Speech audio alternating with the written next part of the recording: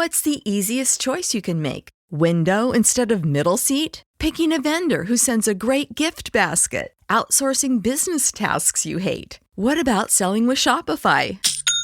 Whether you're selling a little or a lot, Shopify helps you do your thing, however you cha-ching. Shopify is the global commerce platform that helps you sell at every stage of your business. From the launch your online shop stage to the first real-life store stage, all the way to the did we just hit a million orders stage. Shopify's there to help you grow. Whether you're selling scented soap or offering outdoor outfits, Shopify helps you sell. Wherever and whatever you're selling, Shopify's got you covered. Sign up for a $1 per month trial period at shopify.com/try. Go to shopify.com/try now to grow your business, no matter what stage you're in. Shopify.com/try.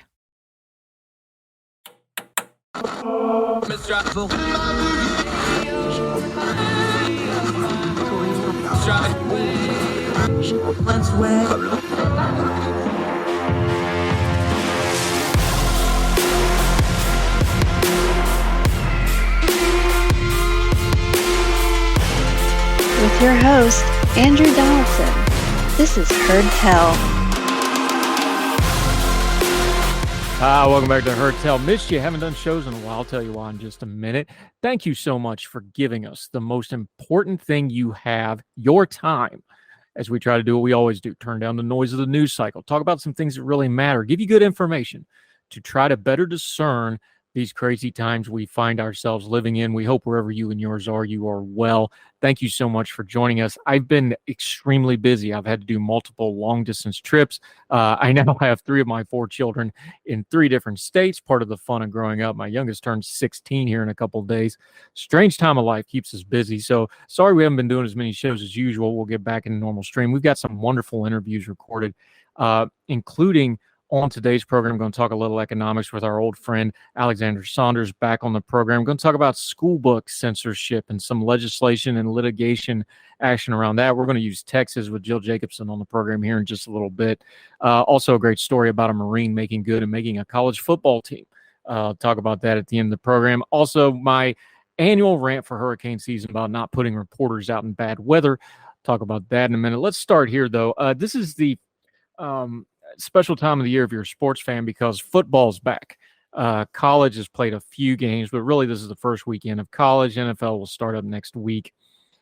I've got to admit something to you. I have a little bit of trouble not watching sports. In fact, I've been watching more sports than ever. I've been more into this baseball season than I have been in a long time, and not just because the Reds are actually good for a change of pace.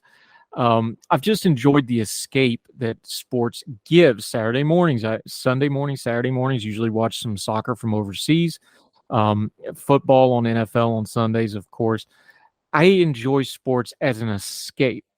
What I've not enjoyed lately is sports media and sports fandom. There's a couple reasons for this. One is social media makes everything bigger, louder, faster, stronger, and it has brought out a lot of the worst inclinations of things in sports fans. The rise in betting, and if you bet, fine, please do it responsibly. I don't gamble. I'm not into gambling. I don't see a point in gambling. Sports and gambling are exorbitantly linked now, and they're getting louder and louder, especially on things like social media. And the sports coverage has just gotten super heavy on fantasy and gambling, and I don't care, and I don't want to hear about it.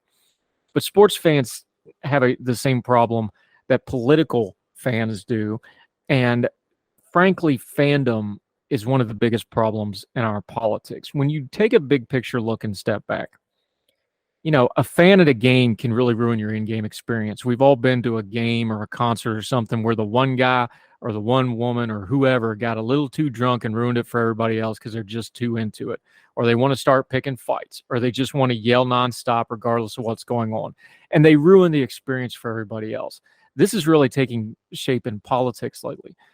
I've had a couple interesting conversations with folks across the political spectrum, by the way, where they're like, I just don't want to deal with it anymore. And they don't mean politics. They're still going to go vote. It doesn't mean they don't watch the news or keep up.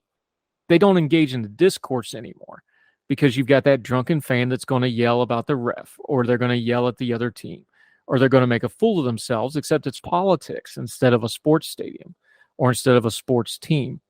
The problem with fandom is these conversations I've had, people are like, well, these people with this political label don't actually believe what they say they believe anymore. Well, that's where fandom comes in. All of a sudden, your quarterback is the best quarterback ever, no matter whether he's any good or not, because he's on your team.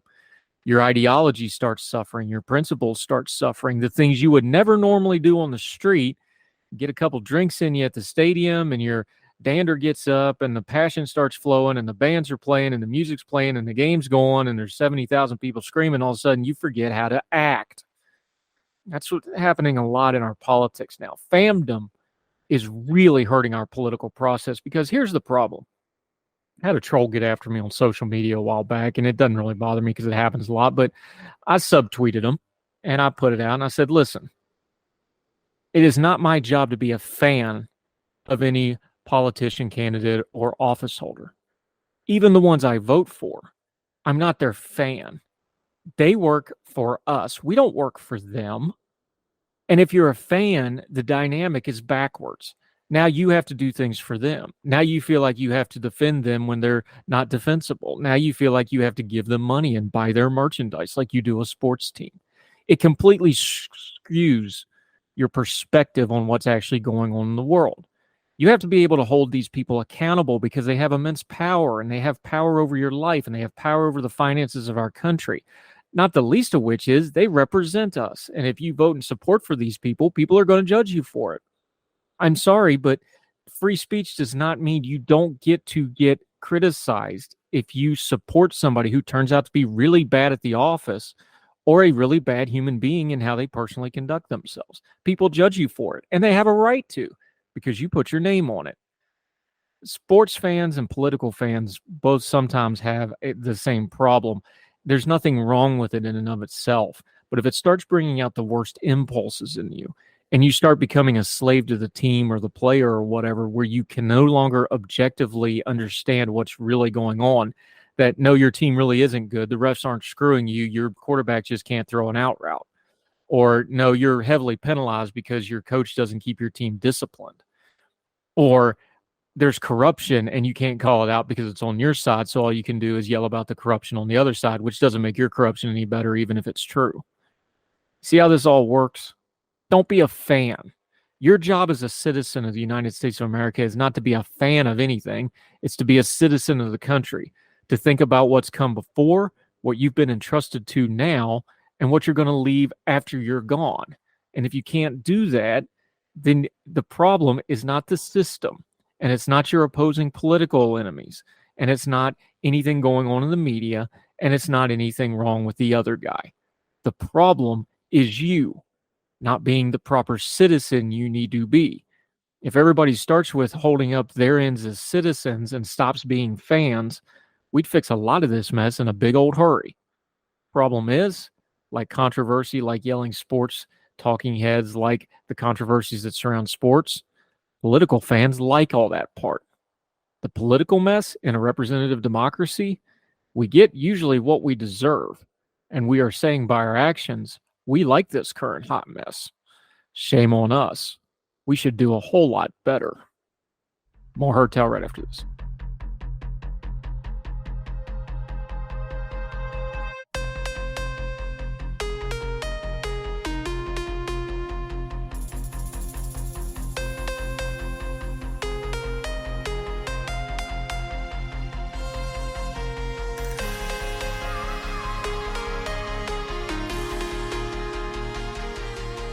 Welcome back to Heard Tell. We haven't talked to our friend Alex Salter in a while. Glad to have him back. He's one of these economist fellas. He's going to explain all those big numbers and data sets, and unexpectedly to us, so good that even I can understand it. How are you, sir? Good to see you again.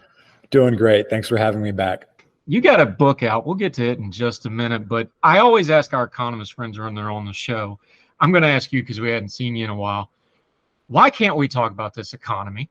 Because the experts are saying it one way, the news media covers it one way. A lot of folks are still hurting with inflation. We just had a data set came out that the average family is spending about, give or take, about $700 more right now than they did this time a year ago. The media talks about it one way. The economists talk about it one way. Why can't everybody get on the same page about this economy? It is a little complicated and a little unusual, but shouldn't we be able to at least talk about it a little better than what we're doing? Yeah, it's unfortunate when political spin takes precedence over economic analysis of the fundamentals, which is unfortunately what is happening. I look at the economy right now, and I'm glad that inflation seems to be coming down, and it's doing so in a way that does not portend a great deal of economic harm. I'm looking at a fundamentally, I won't say strong, but robust economy in the sense that I don't think that we have a recession coming up. I'm pleased that the Federal Reserve is doing what it's needed to do to bring inflation back down, although we can only give them so much credit since they made the mess in the first place. Now, you can acknowledge those successes without trumpeting the line that everything is great. This is one of the strongest economies we've ever had. Families are doing fantastic. No, they aren't. They're starting to recover to the point where things were about 2 years ago in terms of purchasing power, and that's a good thing. But let's not pretend that this is not something that had to happen. It did not have to happen. We could have fought the economic fallout from the pandemic without creating massive inflation and burdening working families. And so I think that that's something that various officials, elected or appointed, ultimately have to own. You hit something really important there that I want to make sure we don't skip over, because we all say it. I'm guilty of it. The economists on TV doing talking head and do it a lot. You mentioned fundamentals. Just for folks that are trying to keep up, when they're looking at a headline or they're looking at a newspaper piece or whatever the case may be, people always mention the fundamentals, but just for the average person trying to be informed on the economy, what's the fundamentals they should actually work at? Give us that nomenclature and a couple of the things they should be digging out of all those headlines and all those charts and graphs to actually pay attention to, because I think that's an important way to understand this. Sure. So I think the first two things you want to look at are the unemployment rate and the rate of economic growth. That's where most economists will start when they're trying to figure out how's the economy doing right now? What's it likely to do in the short to medium run? Unemployment looks pretty strong, 3.5%. That's near historic lows. The economy itself, in terms of inflation adjusted growth, right? You can't just count dollars because what a dollar is isn't constant. You flood the market with dollars and dollars become less valuable. But if you adjust that, if you look at goods and services produced, cars, laptops, air travel, clothes, food, shelter, all that stuff, the economy is growing at roughly 2% per year. And that's not amazing by historic standards, but neither is it bad. It's certainly not shrinking. We might wish that we had faster growth, and I think that there are some policies that we could embrace that would result in faster growth. But on the whole, I think it's encouraging that the central bank of the United States, the Federal Reserve, has managed to bring down inflation without unduly burdening the economy. Now, there have been burdens, don't get me wrong. Real wages, inflation-adjusted wages, have only just now caught up with inflation. Most families for the last 2 years, as you notice, have taken a pay cut. And that's something that they have legitimate cause to be angry about. Nonetheless, you could have easily foreseen a situation where fiscal and monetary policy were much worse than they actually were. And instead of bringing inflation down gently, we just crashed the economy. And that would have been far worse. Yeah, Alexander Salter joining us. Here's the thing about that, and you just mentioned it in passing. Here again, we're talking about these things. The post-COVID economy changed people's perception of the economy, especially things like the service sector, especially things like how the politicians talk about the economy, how they can control it, but they also claim they don't control it, and these sorts of things. How do we parse through that? Because people got an education on economics that was somewhat unique in COVID and now in the post-COVID return. I'm not sure anybody really fully understands it, though. Is that a fair way to kind of lay out part of the problem right now? I think the most important lesson from the pandemic is it's a vindication of elementary economics, the fundamentals that we were talking about. Take all the pandemic policies, the post-pandemic policies. What do they amount to? On the one hand, you're constricting the supply side of the economy, stay-at-home orders, lockdown, social distancing, all that stuff. You're making it more difficult to produce and distribute goods and services. At the same time that you're restricting supply, policies are stimulating demand.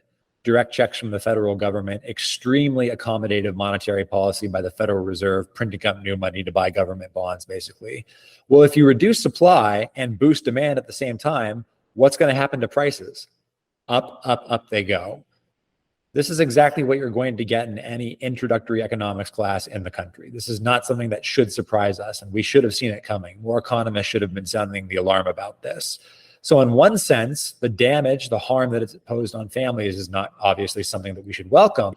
On the other hand, the silver lining is we understand that we have the toolkits to talk about this and talk about this intelligently. We don't need to throw out the playbook. Everything old is new again. Yeah, Alexander Salter. Let's talk about the political side of economics for just a second, because we've been talking about recession. We probably won't have one now, or at least we're hoping we're not going to have one. Do we in the news media and the folks, do we overly obsess over recession? Because it is bad, but in the modern era, the spectrum of Jimmy Carter and stagflation and all that, that's a thing. Barack Obama rode into office off the 2008 economic trouble. Politicians are scared to death of the R word. Do we over focus? Has it become kind of like the unemployment number, where we just talk about recession, unemployment, we skip all the rest of economics and don't get a full, complete picture? Because it kind of feels like right now it's like recession or not recession, but there's a lot more to talk about than just that part of it, even though we all understand a recession would be bad. There is more to talk about, and I'm glad that you brought that up. To answer the first question, the reason that the politicians care so much is because there's a lot of good data out there showing that voters basically vote their current economic circumstances. And so if the economy is in the doldrums when it comes election time, that's probably a sign that the incumbents are going to get kicked out and new people are going to come in. So obviously no politician wants that to happen on their watch. But in terms of getting deeper than the unemployment numbers, there are some troubling trends that might cast that unemployment number in not so good a light. For example, the labor force participation rate, basically the fraction of the working age population that's even in the labor force looking for a job, that's gone down significantly since the pandemic. Rise in disabilities, people who are claiming disabilities and therefore not in the labor force, that's sharply risen since the pandemic. So you do have some of these long-term trends that suggest, okay, unemployment is very low, but that might be because we're sampling among a group of people that are already in the labor force looking for a job doing okay. What about all the people who are no longer in the labor force, but by historical standards, quote unquote, should be? That's also a sign of economic health or lack thereof. And we do need to pay attention to these longer term trends. Now, those longer term trends aren't so much about recessions and depressions or expansions or anything like that. They're more about, can the economy continue to grow sustainably over the long run? And that's not as sexy a topic. It doesn't grab headlines in the same way as recessions do. But if you care about the economic viability of the nation, I think that that's where your primary attention has to be. Yeah, Alexander Salter joining us. This kind of gets us into the new book you have, the political economy of distributionism. I want to start with this part of it, though, and you mentioned it in the blurb as you explained the book, though, is there's economic theory and there's economic practicality, just like any other, discipline. One thing you bring up here, and this is a good way to intro what you're doing with the book, is things we talk about. We've talked about this with industrial policy a lot. We're trying to apply industrial policy to big tech, and it doesn't fit perfectly, but there's some principles there, and we got to kind of adjust. There's economic theories, and you talk about, of course, distributionism here, that aren't new, but we need to kind of revise them and revisit them to the new economy that we currently have. And we need to kind of look at it that way. Just kind of explain the nomenclature, distributionism, but how you're kind of taking this not new idea, but trying to apply it to the new, what we're dealing with now in the year of our Lord 2023. Writing The Political Economy of Distributism was a lot of fun, and I'm glad to talk about that for a little bit. So the distinction that you raise that I make in the book is the important difference between the science of economics and the art of political economy. So here's what I mean by that distinction. We can speak in a value-free way about the way that the economy works. As the price of bread falls, all else being equal, people are going to buy more bread. That is a scientific proposition about human behavior. Whatever the true moral theory of the world is, the demand curve for bread is going to slope down in that world. That's what I mean by the science of economics, the causal relationships among variables that we care about that explain and render intelligible human decision-making. And we need economic science because you can't analyze the economy without a scientific perspective of human behavior under conditions of scarcity. But just because you need economics does not mean that economics by itself is going to help you analyze what makes for a good society. You also need what I call the art of political economy, in which you're willing to debate not just whether the strategies that you've chosen can help you achieve your goals, but are your goals worthy of achieving in the first place? Do you have good goals? Do we have good social values? How do we weight these trade-offs when we bring in moral considerations? The analogy that I like to use is medicine. So obviously medicine is a scientific discipline, but the reason that doctors get involved in medicine in the first place is because they have a deep moral commitment to promoting health and happiness in human persons. Now, you can't promote health and happiness without doing value-free scientific medicine, but the science is for the purpose of this broader ethical goal, human flourishing. So we need to understand the domain of scientific economics, the domain of artful political economy, and how to understand the bridge between the two. Because if we don't get both of those parts right, we're going to get trapped in this partisan doom loop that we currently have going on right now, and we're never going to actually have meaningful public deliberation about the foundations of a good society.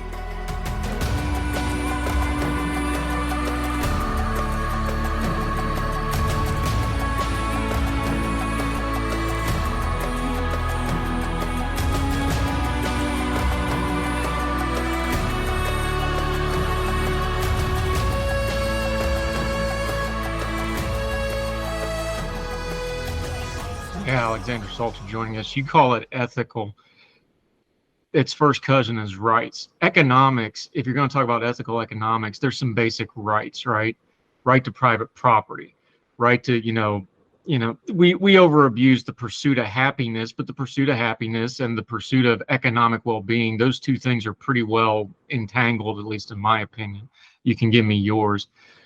Do we need to have some basic understanding of economic ethics and economic rights, not just the American system, but just in, those basic human principle kind of things, like you have a right to earn, you have a right to get what's yours, and then you have a right to keep it and use it mostly as you see fit within the way. I don't know that we've done a good job just on a basic level of explaining that building block before we jump to things like the unemployment rate or economics or distribution or socialism or capitalism. We like to use those big words. We skip over that basic part, and I think we miss a lot that way, don't we? I think we do. If we're starting with first principles, we, especially as Americans, have to start with life, liberty, and the pursuit of happiness, like you just said. Now, it's important to note that the founders did not mean by the pursuit of happiness subjective mental satisfaction. To them, happiness consisted of the objective parts of a well-lived human life. It was about human flourishing as human beings were meant to live and flourish, to be able to work, own property, exchange, enrich yourself culturally through the arts, to have a community and participate in a community. These are all substantive moral goods that are essential to a life worth living, and we can and should defend them. So you're right, we need to have a basic vision of what kind of society we want to be and what kind of rights we do proclaim.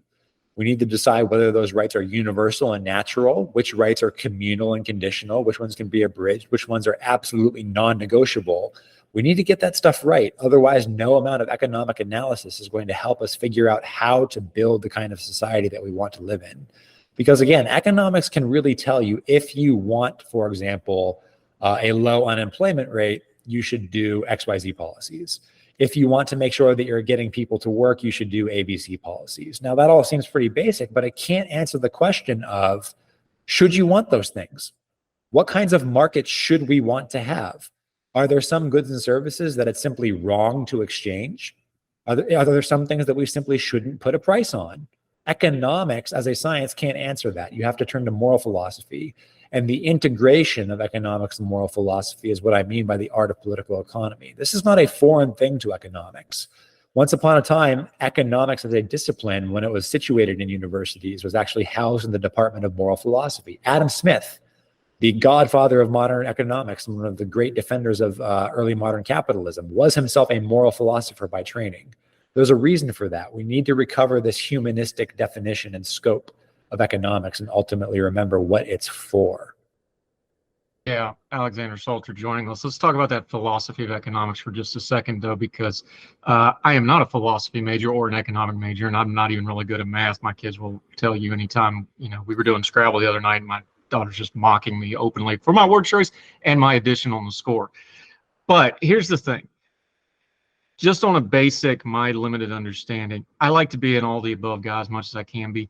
I want to be a rise all boats kind of guy, especially when it comes to the economy. I want the most freedom possible. I want the most opportunity possible. So I've got a problem with socialism. I think it doesn't raise the floor. I think it drops the ceiling, and then you end up with two tiers pretty quickly, as history tells us. I also understand capitalism is a better system than that, but it's also an imperfect system that needs some guardrails because it feeds into human nature, and you can feed too much into human nature and you get into trouble. How do we talk about the philosophy like that I think most people think somewhere along those lines of course, everybody wants theirs and everybody wants their family and them to do well. I think most normal, good people just want everybody to do as well as they possibly can. how do we bring down that philosophy level down to folks that just think that and maybe don't know all the details, but go, hey, we just want an economy that works for everybody? Because most people will say that, and then the divergence comes in how you get that, and then the problems comes with how you get that. Is that kind of a fair way to lay out the big picture of all this? I think so. And it's true that when you go to broad ethical values, I think that there's a lot more overlap on those things as it pertains to the economy than is frequently believed. The devil's in the details, right? We disagree massively about how we actually achieve those goals that we have in common, which is, of course, why you need economics in the first place, because economics is the discipline that helps us sort out those claims. Right? Take one of the things that we always talk about with our principles of economics students, the economics of the minimum wage. Is it the case that we can sustainably increase the well-being, the material well-being of the least among us by increasing the minimum wage? Well, that's going to depend on a trade-off, because on the one hand, if you raise the minimum wage, people who are working and can work all the hours that they want are taking home more money, which is great. What's the cost? You've priced some people out of the labor market. Some people are not going to be able to get all the hours of work they want if public policy forces up wages, because employers can't pay that much, right? When wages go up, employers economize on labor. Just like when the price of anything goes up, people reduce their consumption of it. Some people might not be able to find work at all if you raise the minimum wage. So now you have a difficult ethical trade-off to make. Is it okay to privilege those workers who are fortunate enough to get a job at a higher minimum wage against those who no longer are able to get all the hours of work that they want at the higher minimum wage? So if you want to find policies that lift all boats, perhaps that doesn't seem like such an attractive option, since the minimum wage has such differential effects on those who are fortunate enough to find a job versus those who are not. So reasonable people can disagree about that, but I think that it's important that two people should be able to look at the same policy and come to more or less the same conclusion about the effects of the policy. An economist who's pro minimum wage hike and an economist who's anti minimum wage hike ideally should be able to consider a given minimum wage hike and agree about what the actual consequences are. What will be the effect on the total amount of hours worked by workers? What will be the effect on the total wage bill, right? The total amount of wages, dollars that workers are bringing home. What will be the effect on unemployment or disemployment? Ideally, we would be able to agree on those things, and then we could have our moral disagreements about what those facts mean. But in order to get there, we need an appreciation for basic economics. And unfortunately, I just don't think that we're there yet. Yep, Alexander Salter. You bring up the minimum wage, so let's dovetail where we started with this. Do we need to have a basic conversation on labor, especially hourly wages, especially entry-level jobs, especially service sector kind of stuff? Because we have a service sector economy. We need to that's a whole nother topic, but we kind of haven't come to terms with the fact we have a service sector economy yet. Do we need to have a discussion just on basic labor? Because we just go to things like minimum wage or hourly employee or salaried or whatever, and we don't talk about worth of labor or how people now have options. I think the days of you work one job 40 years and retire, I think that's probably gone for just about everybody anymore. I think you're going to have to patchwork your labor career one way or the other, whether it's multiple jobs or side hustles or whatever. Do we need to change how we talk about labor a little bit as part of this economic stuff we're talking about? I think that we need to focus elsewhere in the labor conversation. So it's interesting that we talked about the minimum wage, since that's a very popular example, but in many ways, I think it's one that we actually emphasize a little bit too much. What are the greatest hindrances to people being able to flourish and find meaningful work? I do think the minimum wage is a barrier, but I don't think it's the main barrier. The vast majority of the US labor force is employed at a wage significantly higher than the federal minimum wage. So that price, $7.50 an hour or whatever the federal minimum wage is, isn't terribly relevant to most labor markets. But you look at what's happening, you have, for example, this belief that all these otherwise entry-level and specialized jobs now seem to require a college degree. How did that come to be the case? How did it come to be the case that you need a 4-year college degree to do an entry-level job in human resources or marketing or even some accountancy work? That didn't used to be the case. And it's not the case that what we're teaching our students is so much newer and more sophisticated that we're getting them more knowledge. What's happened is that we've turned American education into a degree mill, a rat race, right? An arms race in many ways, where everybody has to quote unquote keep up with the Joneses. So because everybody else has a college degree, you need a college degree too. Even if the line of work that you want to go into is not conducive to having that university background. So now you spent 4 years and $100,000 just getting a piece of paper that makes you eligible for a job that a generation ago you could have had straight out of high school. So already you're at a material disadvantage. We need to pay much more attention to freeing up labor markets so that people are not burdened by the need to pursue arbitrary credentials just to find meaningful work. It's policies like that that I think are going to make much more of a difference for helping real people improve real lives than debates over whether the minimum wage at the federal level should be $7.50 an hour or $8.50 an hour. I think that in many ways, those are peripheral. Yeah, it's been amazing to watch too, how a lot of like the fast food places out for me, they're offering starting usually double that, if not more. Right now. It's funny how it's almost taking it kind of off the table because so they just need labor so badly, how fast that narrative changed the last couple of years. But there you go. That's what we've been talking about. The philosophy of economics and then the practicum of economics. When they need labor, boy, those wages go up real fast on those offers to get more labor in, don't they? I mean, it's a practical example. Supply and demand. It's something people see every day, and it's like, okay, this is economics, and it's right in front of you when you go through the drive-thru and you see those please hire, or we're hiring, or you see those really. I saw it went viral a while back. What Buc-ee's is paying their janitorial staff. I've worked janitorial. I'm glad they're getting money, but people are like, why are you making money? It's like, well, have you ever done that job? It's hard to get folks. That's a practical thing with economics. People actually need to pay attention to and think about when they see it, though, isn't it? It is. People need to remember that everyone has options. Everyone has some alternative. The problem is that many times those alternatives are not terribly attractive. Many of those alternatives make it difficult to lead a flourishing life. And we can and should address that using policy, I think. But the point is, if you have a massively expanding economy and people have options of where to work, that's going to increase the demand for labor. More demand for labor means, all else being equal, higher wages and probably higher other forms of compensation too. You get a free lunch while you're working your shift. You might get benefits at a job that you previously didn't get benefits for. So we need to keep in mind that there are economic forces at work balancing supply and demand. And many times those forces explicitly work out in ways that are rewarding to labor. One of the narratives that you hear in the public square all the time is that capitalism is a system that benefits capital at the expense of labor. Well, labor actually earns 2/3 of the national income. So I think that you're going to have to go back and revisit that assumption. We can and should be concerned about those who are the least among us. We can and should be concerned with giving those who are on the lower rungs of the ladder a helping hand. But at the same time, we cannot blind ourselves from the normal working of economic forces, ordinary supply and demand, in doing those things. It's one of the reasons that I and many other economists are believers in a private property market-based economy, because we believe that this is the best system in human experience, the best system yet devised for actually helping people improve their circumstances. Yeah, the book is The Political Economy of Distributism. Thank you for putting a B against the T. That's great for my hillbilly accent. Appreciate that. Property, Liberty, and the Common Good. Alexander Salter, our good friend. Let folks know where they can find the book, where you're going to be. You're going to be all over the place promoting it. Let them know how to keep up with you till we get you back on Hertel again, my friend. Here, there, and everywhere. The book is published by Catholic University of America Press. You can find it at their website. You can find it on Amazon, and you can even find a link at my personal website, which is www.awsalter.com. All of my writing is at my website, popular and scholarly, all of my media appearances. So I'll be putting a link to this fine show up there as soon as it goes out. And I would be happy to hear from any of your listeners. I love talking about these ideas, so please don't be shy.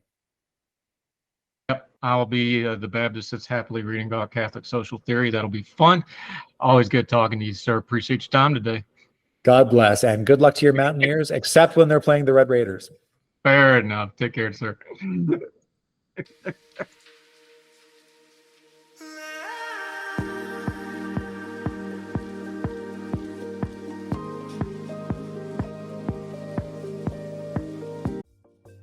Folks, if you've listened to the Heard Tell program, you've heard our friend Gabriella Hoffman, but you need to make sure you're checking out her podcast, District of Conservation. It's a podcast exploring the nuances of true conservation efforts from DC and beyond. From topic discussions to exclusive interviews with conservation and energy newsmakers, Gabriella keeps listeners appraised of the latest news stories while elevating important voices. Listen to District of Conservation on Apple Podcasts or wherever podcasts are played. Religion is at the intersection of our 21st century life, even if we don't express a faith. At a time when it seems that religion isn't as prevalent as it once was, it still leaves its mark everywhere. As a pastor, I know that religion isn't something I just do on a Sunday, but it's found in every nook and cranny of my life.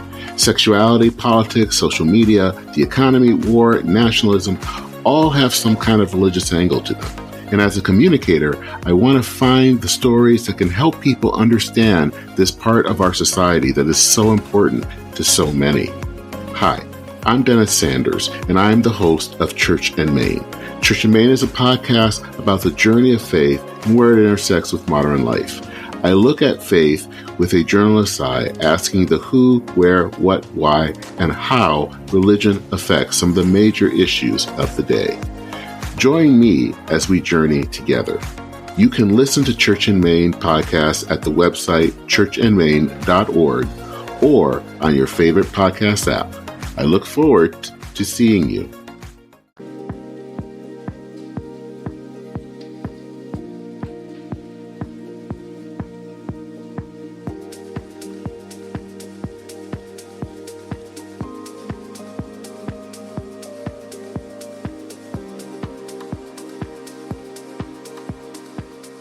Welcome back to Hertel. Okay, it's hurricane season. Idalia has gone through the Big Bend area of Florida and the southeast. Thankfully, doesn't look as bad as it could have been, although there was still deaths, flooding, and destruction. As always, as we advocate on this program, don't give to those big national organizations. Find some local folks that are reputable if you want to give money. Send items. You can always send non-perishable items. Folks always need things like boxed food, socks, things like that. Make sure you give if you can. Also, there's been some flooding in West Virginia that wasn't related to the hurricane. You can also look into giving there. But since it's hurricane season and it looks like it's going to be an active one, we already have another one rolling through into the Caribbean that may or may not get to the U.S. It re-ups one of my pet peeves. I put it on the Substack. hertel.substack.com. Make sure you're subscribed. It's completely free to subscribe. I re-upped something I wrote a while ago because it's one of my pet peeves. One of the dumbest things in the universe is that the weather channels and national news media outlets send people to stand out in the hurricane to show us that it's raining and windy. What functional adult does not know it's rainy and windy? Why are we continue to sacrificing these poor people to the weather gods? Especially now, they have these really cool graphics where they can show storm surge. They can put it right inside of existing structures. They can show it in your home, how high the water rises and how fast. They can overlay it onto a city street, things like this. We have enough technology. Please, for the love of God, quit sending these poor reporters out into bad weather because it also winds up looking ridiculous. I don't want to call them out. I don't want to pick on anybody, but they couldn't find enough flooding in the town that I have a home in North Carolina. So they sent the poor guy down to what is essentially a creek in a low-lying area. Now, this is a known low-lying area, and the creek was up a little bit, but it didn't even get over the sidewalk path. But you got to have running water to do a flooding story. And to his credit, he's going, look, this is nothing. This is no big deal. Matthew came through here. There was 20 feet of water right here, that sort of thing. But you get yourself in bad situations, like when Jim Cantori's got a helmet on leaning into the wind and a firefighter in shorts and a T-shirt does a cartwheel behind him. Or you remember the lady that was trying to do the report from the rowboat and people just walked by because the water was only ankle deep, just enough to float the rowboat. They end up looking stupid. Listen, we don't need to put people in danger. One stray splinter of wood could kill somebody in storms like that. Stop doing it. We don't need to see it. You don't need the viral hits. Everybody else is doing it anyway. There's a better way to cover hurricanes, folks. And we're going to keep having hurricanes and natural disasters and other things. Keep our reporters safe. Don't make them look dumb on TV and give us better coverage anyway. More Hertel right after this.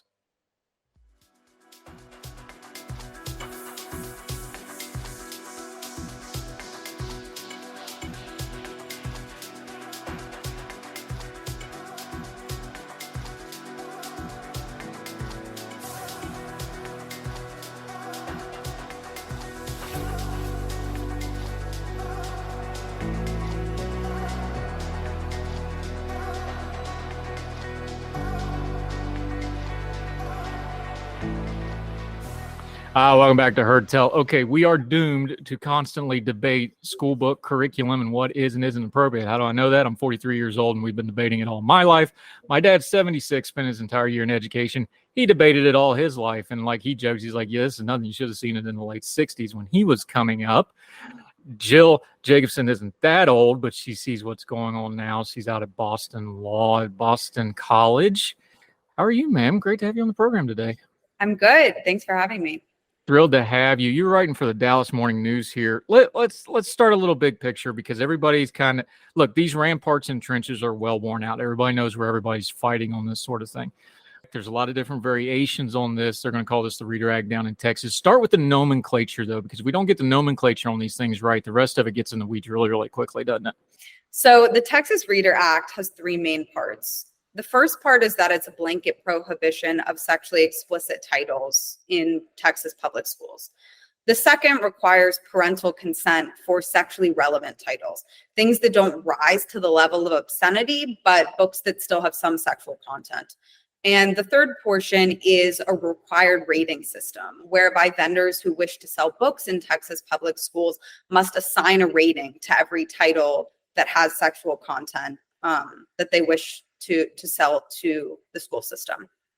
Here's the thing, though. We joke about it, but, you know, the old Stewart standard, Supreme Court Justice Potter Stewart, I'll know obscenity when I see it.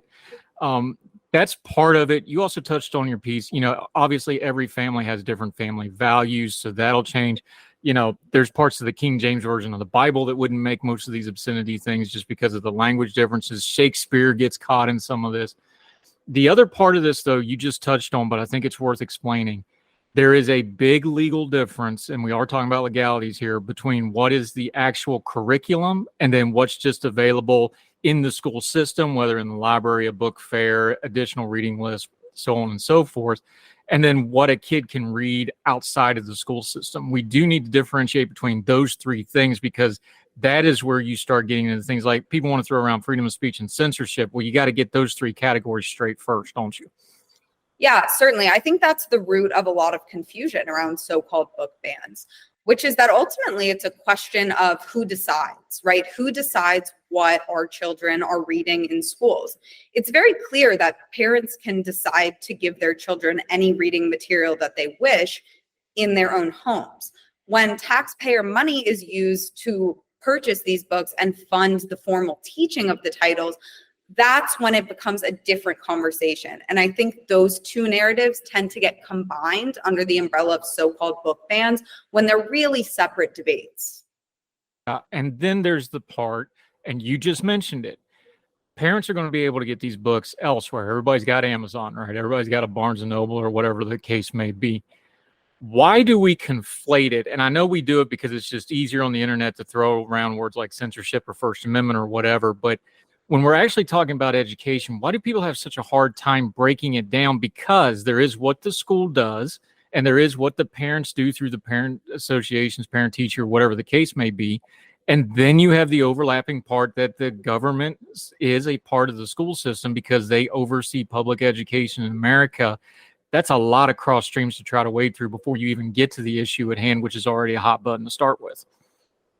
Certainly. I think one factor is that there are just so many of these pieces of legislation floating around. I mean, they are really storming the nation.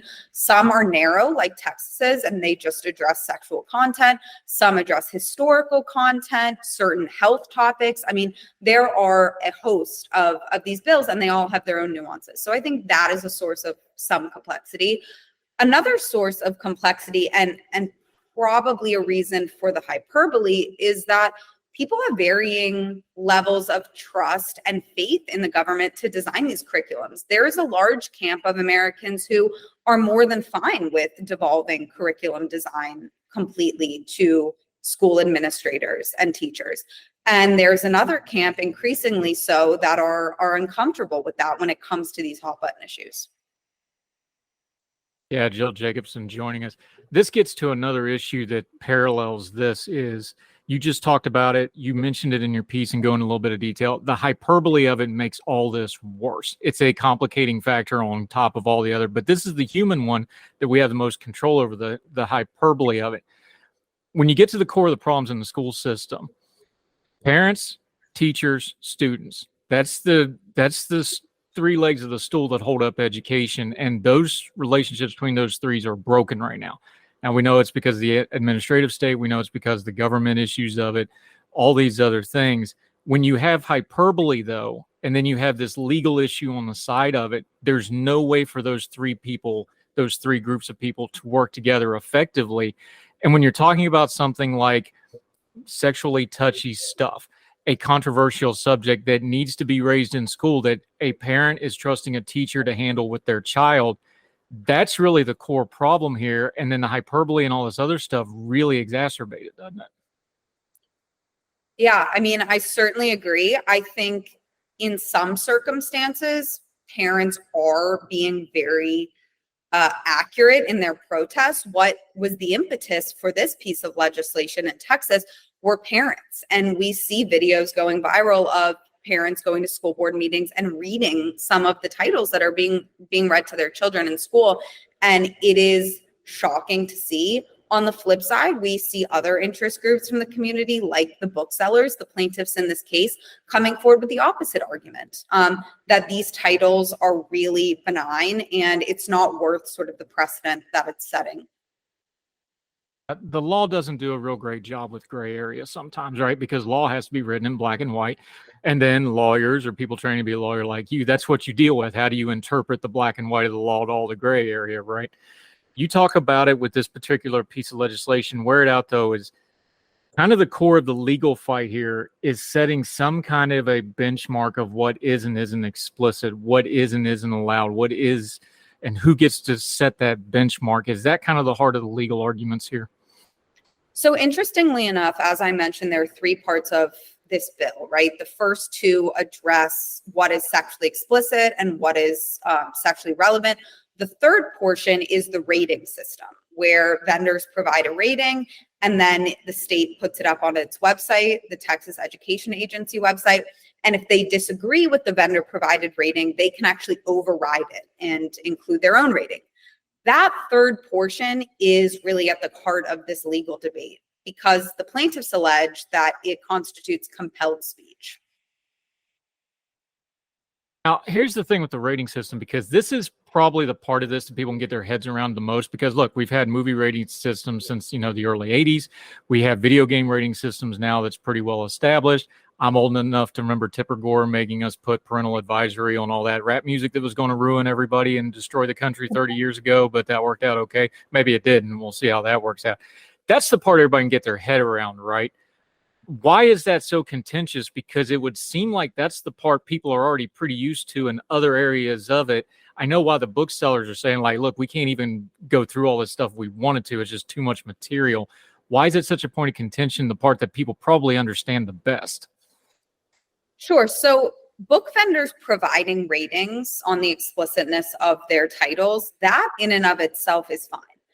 It's when the government supersedes the rating and includes their own, because the First Amendment exists to protect our speech, right? But it also exists to prevent the government from compelling speech, from forcing us to say something that we don't wish to say. And when booksellers provide these ratings and then the government overrides them, all the while the public thinks that these vendors are providing the ratings, despite it perhaps being much different than the rating that they submitted. That is government compelled speech, according to plaintiffs. Now, the defendants, the state of Texas, say that it's the cost of doing business. If you want to be a vendor in the Texas public school system, then you will submit to this rating system. And that is sort of the necessary evil that we have to undertake to protect children from these titles. And we will see which side the court comes out on that front. Yeah, Jill Jacobson joining us. I always want to take a step back when we're dealing with hot button issues like this, because there's actually two parts to these. We're talking about the legal arguments now, but they're legally arguing over a piece of legislation. Does this kind of legislation need to be better written, or at least tightly written, or maybe more focused? Because it does seem like a lot of these hot button cultural issues, we've got a bit of a pattern here. They can push it through, especially a state like Texas, which is, of course, very Republican and has a lot of power on one side of the political aisle. They can shove this stuff through. maybe they're shoving some of this stuff through too fast and not actually physically writing the actual letter of the law adequately in the first place. We're arguing over the legal aspect of it, but the law can just work on what's in the legislative. Are we overlooking the actual legislation as it's written and not giving that enough scrutiny to start with? Even on something that you agree with, you still got to write it correctly, right? Surely. So writing foolproof legislation, it should be a given, right? But more often than not, we are seeing the courts now become a battleground for political issues. Instead of hashing it out in the court of public opinion or in the legislature, we are mounting legal challenges, hoping to dismantle it that way, sort of irrespective of the merits oftentimes. What's interesting about Texas's bill is that it's far more narrow than most quote unquote book bans. It doesn't involve history. It doesn't criminalize anyone. There are no sort of blanket prohibitions in wider society based on age. This really is legislative guardrailing for school curriculum exclusively. Jill Jacobson joining us. This is really an argument over gatekeeping when you get down to the core of it. Now, once you talk about gatekeeping children, people get really, really emotional about it because we get emotional about their kids, right? But it is a gatekeeping issue. What do you think the future of this is going to be? Because just about every state in some form or fashion is going to wind up doing some kind of legislation about this, which means every time you legislate it, it's going to get litigated. Are we just going to be stuck in a loop for a while of the cycle of legislate, litigate, lather, rinse, repeat? What do you see the future of this being going forward for at least the next few years? I think what's needed is a public referendum on the role of the government in public education. I remember when we were younger, the opinion was sort of that the government was to play a role in education insofar as they taught history and hard sciences and math. And it was really that your cultural and moral compass was to be calibrated at home or in your neighborhood or at your church. Those things were sort of outside the public domain, and increasingly they're being brought into the public domain. These book bans, I think, are testament to the fact that much of the country is not okay with that. So hopefully we can come to some democratic consensus on what the proper role is, and I think that will help curtail a lot of this. Yeah, Jill Jacobson joining us. One other thing I want to talk about this, because I think it's going to get lost in this. These are vendors that are bringing this suit forward.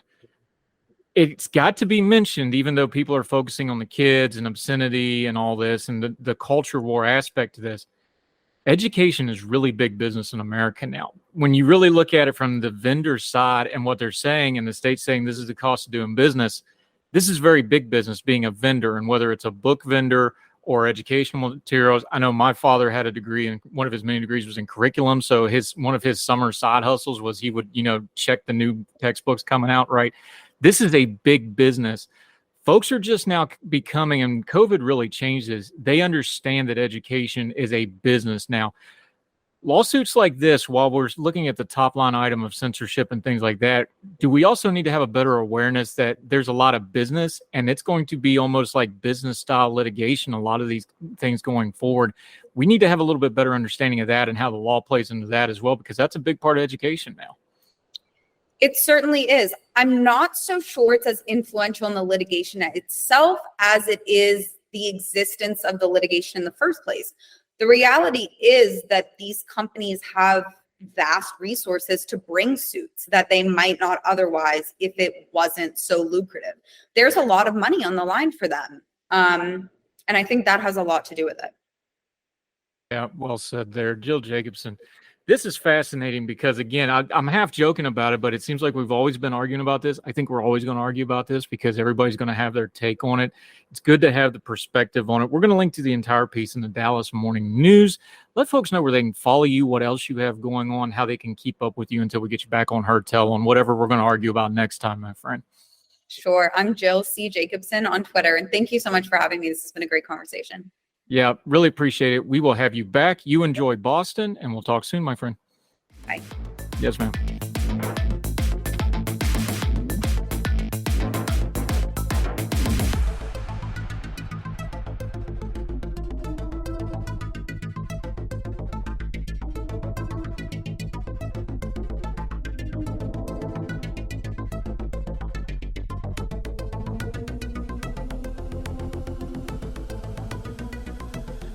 Welcome back to Hertel. Let's end on a good note. This one came in via one of our Twitter friends. No, we're not going to call it X. Semper Virginia, good friend of the program. How you doing, Gunny? Hopefully listening to this on his morning walks or while he's eating food around his pool.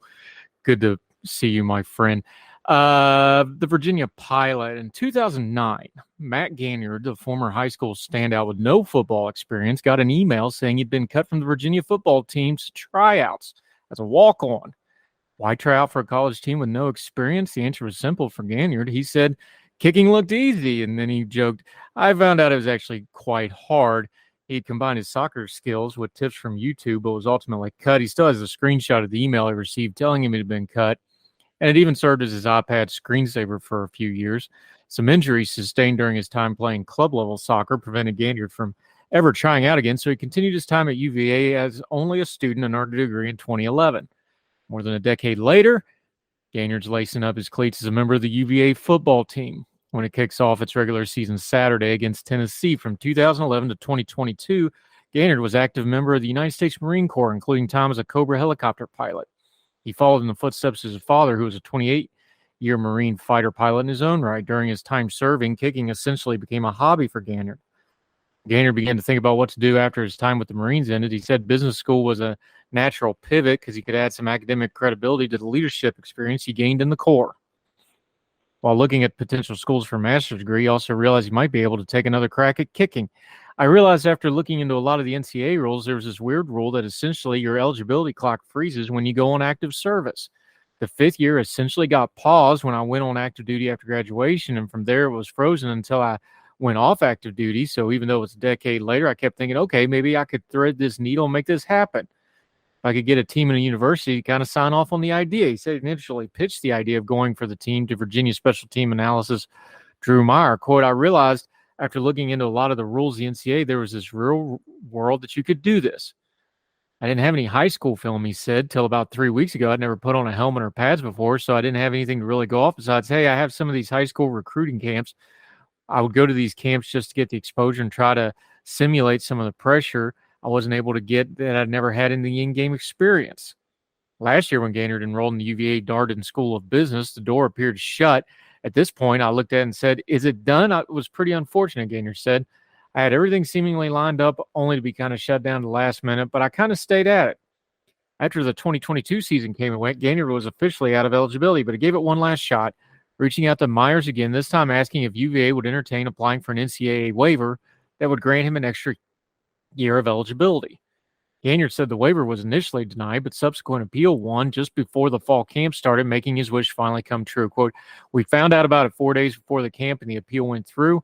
Next thing you know, I'm finishing my summer internship and getting a physical with an NCAA football team, and here we are. So it's quite the fortuitous ending of a long, drawn-out story. Fun's just getting started. Naturally, some of his teammates were shocked when he introduced himself and told everybody he was a 34-year-old with 2 kids. Ganyard said in his short term with the team, he quickly earned nicknames, including Pop, Grandpa, and Uncle Matt. I think they realized the past 3 weeks I'm just another guy just with a little more life experience, Ganyard said. At the end of the day, I'm just another guy here to try to help the team succeed on the field. And so that, to me, at the end of the day, that's all that really matters, contributing in the field and in the locker room. It also shows one of his tweets where he says 16 years later, the dream lives on. He's in his Wahoo uniform.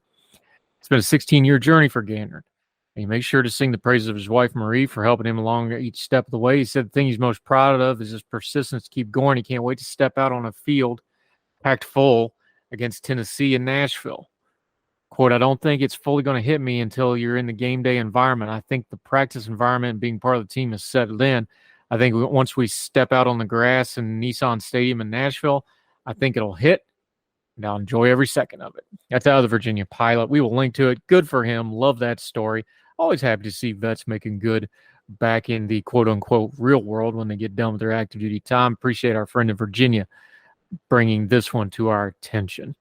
That'll do it for Heard Tell. As always, however you're listening or watching this program, make sure you're subscribing, following, whatever platform you're using, iTunes, Spotify, iHeartRadio. We're getting good numbers from them now. Make sure you let us know how you're watching so we can continue to cater the program to your needs. We've changed a few things we do. Platforming-wise, the YouTube channel's back up and running strong. Lots of new videos, including all the Good Talk segments. Those are just the interviews in glorious HD. If you just really, really want to see what we all look like, it's on the YouTube channel, getting fantastic numbers. The one we did on Appalachian education with Dr. Bob did really good numbers. Our Dead Presidents one with Sarah Stook did outstanding numbers, especially over in the UK. Worldwide audience, we appreciate y'all. Really, thank you very much. Remember, we don't do advertising outside of our own social media. So if you do us a favor, share us on your social media, including a link. We'd love to get new folks in, and we appreciate you bringing them in. Substack is the one-stop shop for all this. Heard Tell Show at substack.com. Make sure you check that out.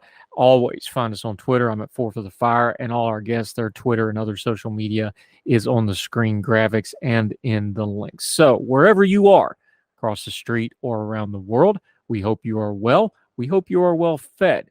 We look forward to talking to you again next time for more Heard Tell.